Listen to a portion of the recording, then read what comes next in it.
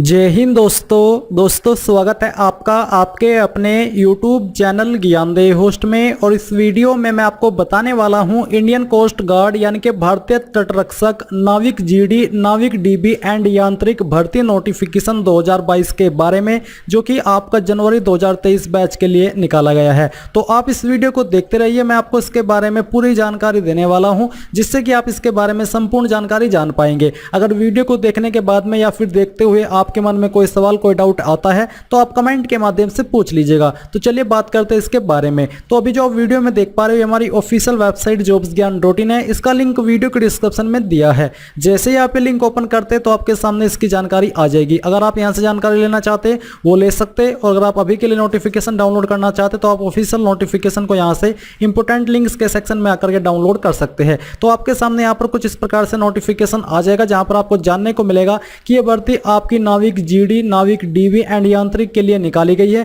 जनवरी 2023 आपकी बैच है, और जो आपके फॉर्म स्टार्ट होंगे वो आपके 8 सितंबर 2022 सुबह 11 बजे से लेकर के 22 सितंबर 5:30 बजे तक भरे जाएंगे। अभी आपसे मैं जानना चाहता हूं कि क्या आप चाहते हैं कि जब आपका 8 सितंबर 2022 को अप्लाई लिंक एक्टिवेट हो, मैं आपके लिए फॉर्म फिलअप की वीडियो बनाऊं या फिर नहीं बनाऊं। क्योंकि अगर आपका इंटरेस्ट होगा, आप इसमें फॉर्म भरने के लिए उत्सुक होगे, तो तभी मैं आपके लिए वीडियो बनाऊंगा, ताकि आप लोग उस वीडियो को देख करके इस फॉर्म को बिना किसी मिस्टेक के भर सके। क्योंकि आपकी एक छोटी सी गलती आपको सालों का इंतजार करा सकती है कि हाँ यार आपसे गलती हो गई, आपका फॉर्म रिजेक्ट हो गया, और फिर आपको 1 साल तक वेट करना पड़ा इस भर्ती के दोबारा आने का। इसलिए मैं नहीं चाहता कि आपसे कोई भी मिस्टेक हो इस फॉर्म को भरने में। अब चलिए बात करते हैं इसकी जो अन्य डिटेल है उसके बारे में। तो यहाँ पर अब बात करें आपकी एलिजिबिलिटी की, क्या आपकी एलिजिबिलिटी रहेगी। तो इसमें जो आपकी पोस्ट है नाविक जीडी की, इस पर अप्लाई करने के लिए आपसे 10+2 passed with math and physics, यानी कि जो आपकी 12वीं है, अगर आपने वो मैथ और फिजिक्स के साथ में पास की है तो आप इस पर अप्लाई कर सकते हैं। परसेंटेज की कोई सीमा नहीं रखी है, बस आप अगर आप पास भी है तो आप अप्लाई कर पाएंगे।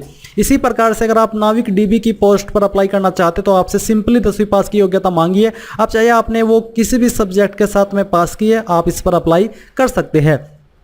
देन यहाँ पर आपकी पोस्ट आती है यांत्रिक की। तो यांत्रिक पर अप्लाई करने का आपके पास 2 विकल्प है। पहला विकल्प है कि आपने 10वीं की हो, और दूसरा आपके पास डिप्लोमा हो इनमें से किसी भी डिसिप्लिन के अंदर, जैसे कि electrical, mechanical, electronics, telecommunication, radio power, engineering, इनके अंदर आपके पास डिप्लोमा होना चाहिए, जो कि आपका 3 या 4 साल का होना चाहिए।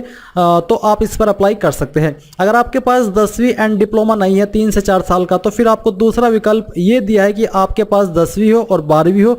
12वीं के बाद में आपके पास डिप्लोमा है इनमें से किसी भी डिसिप्लिन के अंदर जो यहाँ पर मेंशन किए गए हैं 2 या 3 साल का, तो आप तब भी एलिजिबल हो सकते हैं। यानी कि यहाँ पर आपको 1 से 2 साल की छूट मिल गई है अगर आपने 12वीं के बाद में डिप्लोमा किया है।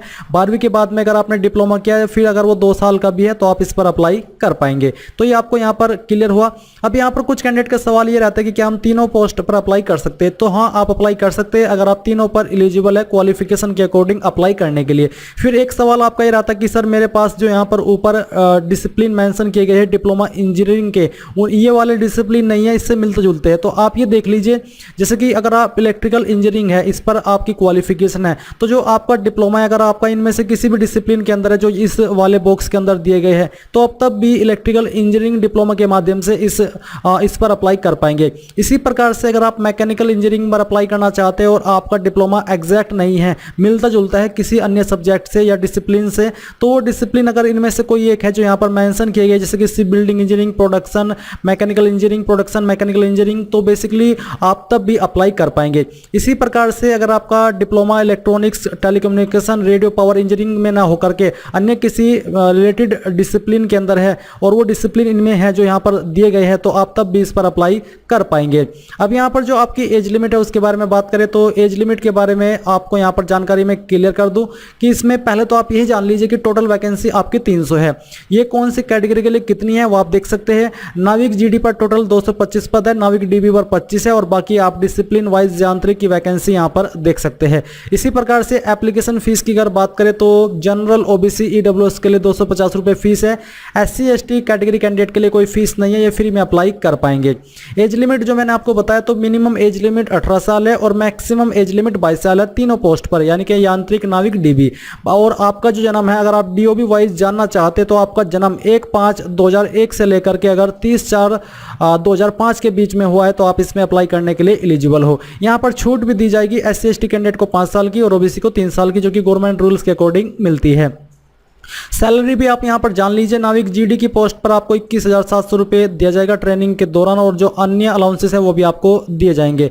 नाविक DB पर आपको यहां पर सेम सैलरी दी जाएगी, और यांत्रिक की पोस्ट पर आपको 29,200 रुपये दी जाएगी जो आपकी ट्रेनिंग के दौरान होगी। उसके बाद में इसको बढ़ा दिया जाएगा। सिलेक्शन यहाँ पर आपका जो किया जाएगा वो आपका stage 1 written exam, stage 2 PFT and DV यानी कि डॉक्यूमेंट वेरिफिकेशन, और स्टेज 3 में मेडिकल, और स्टेज 4 में आपका original document verification. Stage first में जो आपका है बेसिकली आप ये जान लीजिए कि जो नाविक DB है इस पर आपका सिर्फ सेक्शन फर्स्ट होगा, यानी कि सिर्फ आपका रिटन एग्जाम होगा।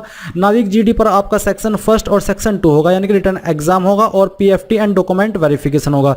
यांत्रिक की पोस्ट पर आपका सेक्शन फर्स्ट होगा और सेक्शन यांत्रिक मैकेनिकल की पोस्ट पर सेक्शन फर्स्ट और 3 होगा, यानी कि आपका रिटन एग्जाम होगा और मेडिकल होगा। इसी प्रकार से जो आपकी यांत्रिक इलेक्ट्रिकल की पोस्ट है इस पर आपका सेक्शन फर्स्ट यानी कि रिटन एग्जाम होगा और ओरिजिनल डॉक्यूमेंट वेरिफिकेशन होगा, यानी कि इसमें आपका जो अन्य एक फेस है वो नहीं रहेगा। तो ये आपने जाना। यहाँ पर एग्जाम पैटर्न के बारे में आपको जानकारी दी गई है। जो आपका PFT है उसमें बेसिकली आपको 1600 मीटर की दौड़ होगी, जिसके लिए आपको 7 मिनट का समय मिलेगा।